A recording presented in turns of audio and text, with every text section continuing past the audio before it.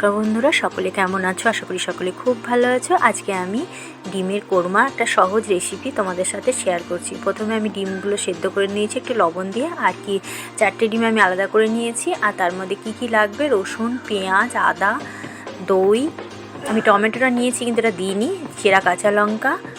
আর ডিমগুলোকে এইভাবে আমি প্রথমে চিড়ে নিয়েছি, সেদ্ধ করা ডিমগুলোকে।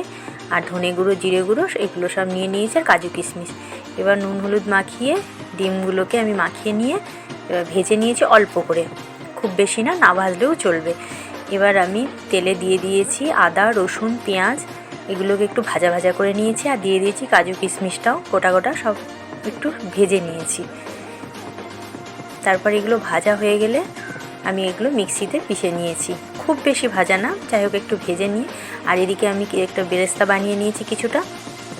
আর এরপর আমি 1 চামচ ঘি দিয়ে দিয়েছি গোটা গরম মশলা।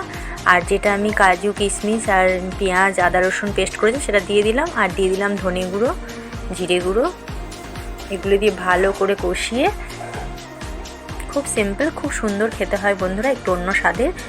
তারপর দিয়ে দিয়েছি দই, আর দিয়ে দিয়েছি লবণ, চিনি দিয়ে এগুলোকে এইভাবে, আর একটু লঙ্কার গুঁড়ো দিয়ে দিয়েছি একটু রঙের জন্য। এখানে আমি হলুদ ব্যবহার করব না।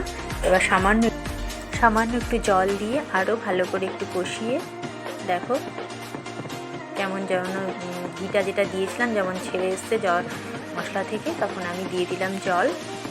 আর যে 4টে ডিম আমি হালকা ভেজে রেখেছিলাম সেটা দিয়ে দিলাম। আচ্ছা, এখানে বলে রাখি, না ভাজলেও চলবে ডিমটা। এরপর আমি পেঁয়াজে যেটা আমি ভেজে রেখেছিলাম সেটা দিয়ে দিলাম। আর দিয়ে দিলাম 3টে কাঁচা লঙ্কা চেরা। সাধারণ লাগে বন্ধুরা, আশা করি তোমাদের ভালো লাগবে। ধন্যবাদ সকলকে দেখার জন্য।